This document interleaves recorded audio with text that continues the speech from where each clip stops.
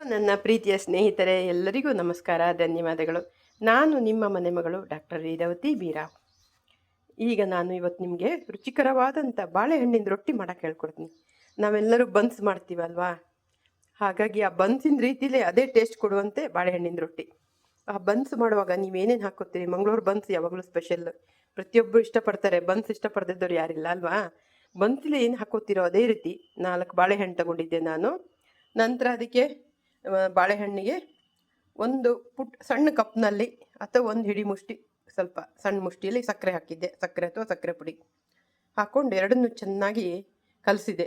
ಸಕ್ಕರೆನೂ ಹಾಗೂ ಬಾಳೆಹಣ್ಣನ್ನು ಕಲಸಿ, ಆಮೇಲೆ ಅದಕ್ಕೆ ಒಂದು 1/4 ಚಮಚ ಏಲಕ್ಕಿ ಪುಡಿ ಹಾಗೂ ಟೇಸ್ಟಿಗೆ ರುಚಿಗೆ ಬೇಕಾದಷ್ಟು ಉಪ್ಪು ಹಾಕಿ ಚೆನ್ನಾಗಿ ಹದ ಮಾಡಿದೆ. 2 ಚಮಚ ತುಪ್ಪ ಅಥವಾ 2 ಚಮಚದ 3 ಚಮಚ ಎಣ್ಣೆ ಹಾಕ್ಕೊಳ್ಳಿ.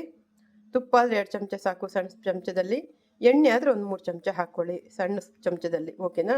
ಈಗ ಅದನ್ನು ಚೆನ್ನಾಗಿ ಮಿಶ್ರಣ ಕಲಿಸ್ಕೊಳ್ಳಿ. ನಂತರ ಅದಕ್ಕೆ ನೀವೇನು ಮಾಡಿ ಚೂರು ಸೋಡಾ ಪುಡಿನೂ ಹಾಕಿ ಎಲ್ಲ ಕಲಸಿ, ಆಮೇಲೆ ನೀವು ಒಂದು 4 ಕಪ್ಪಷ್ಟು ಗೋಧಿ ಹಿಟ್ಟು ತಗೊಳ್ಳಿ. ಫಸ್ಟ್ 3 ಕಪ್ ಹಾಕ್ಕೊಳ್ಳಿ, ಒಂದೊಂದು ಸ್ವಲ್ಪನೇ ಹಾಕ್ಕೊಂಡು ಕಲಿಸ್ತಾ ಹೋಗಿ. ನೀರೇನು ಹಾಕಕ್ಕೆ ಹೋಗಬೇಡಿ. ಅದೆಷ್ಟು ಮಿಶ್ರಣ ಇದೆಯೋ ಅದಕ್ಕೆ ಎಷ್ಟು ಬೇಕು ಅಷ್ಟೇ ಹಿಟ್ಟು ಹಾಕಿ ನೋಡಿಕೊಂಡು ಕಲಿಸ್ಕೊಳ್ಳಿ, ನಿಮಗೆ ಬೇಕಾದಷ್ಟು ಅಂದಾಜಿಗೆ.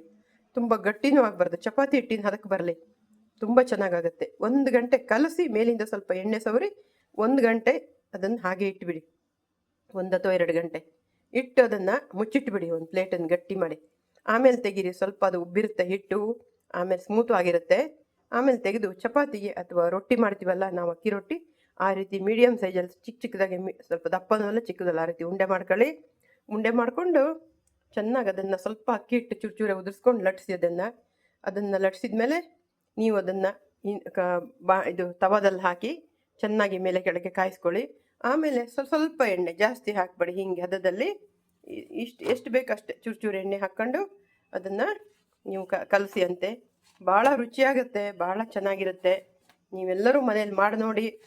ಬಾಳೆಹಣ್ಣಿನ ರೊಟ್ಟಿ ಗೊತ್ತಾಗಿಲ್ಲ ಅಂದರೆ ದಯವಿಟ್ಟು ಕೇಳಿ. ಕಾಯಿಸುವಾಗ ಮಾತ್ರ ಹದ ಬೆಂಕಿ ಇಟ್ಕೊಂಡು ಚೆನ್ನಾಗಿ ಕಾಯಿಸಬೇಕು, ಇಲ್ಲ ಒಂದೇ ಬದಿ ಸುಟ್ಟೋಗುತ್ತೆ. ಹಾಗಾಗಿ ನಿಧಾನ ಒಂದು 3-4 ಸಲ ಹಿಂಗೆ ಉಲ್ಟಾ ಪಲ್ಟಾ ಮಾಡಿ ಕಾಯಿಸ್ಬೇಕು ಅದನ್ನು. ಆ ಲಾಸ್ಟಿಗೆ ಒಂದು ಚೂರು ಎಣ್ಣೆ ಆಚೆ ಬದಿ ಈಚೆ ಬದಿ ಹಾಕಿ ತೆಗೆದುಬಿಡಿ. ತುಂಬ ರುಚಿಯಾಗಿರುತ್ತೆ. ಸ್ವಲ್ಪ ತಣ್ಣಗಾಕು, ತುಂಬ ಬಿಸಿ ತಿನ್ನಬೇಡಿ, ಭಾಳ ರುಚಿಯಾಗುತ್ತೆ. ಇದು ನೀವು 2 ದಿನ ಇಟ್ಟರೂ ಹಾಳಾಗಲ್ಲ. ಬನ್ಸು ತಿನ್ನುವಾಗ ಯಾವ ಟೇಸ್ಟ್ ಸಿಗುತ್ತೆ ನಿಮಗೆ, ಅದೇ ರೀತಿ ಈ ರೊಟ್ಟಿ, ಬಾಳೆಹಣ್ಣಿನ ರೊಟ್ಟಿ ತಿನ್ನುವಾಗೂ ಅದೇ ಟೇಸ್ಟ್ ಸಿಗುತ್ತೆ, ಅದೇ ರುಚಿ ಸಿಗುತ್ತೆ. ಎಲ್ಲರೂ ಮಾಡಿ ರುಚಿಕರವಾದ ಬಾಳೆಹಣ್ಣು ಹಾಗೂ ಗೋಧಿ ಹಿಟ್ಟಿನ ರೊಟ್ಟಿ ಎಲ್ಲರೂ ಮಾಡ್ತೀನಿ. ಗೊತ್ತಾಗಿಲ್ಲ ಅಂದರೆ ಕೇಳಿ. ಧನ್ಯವಾದಗಳು.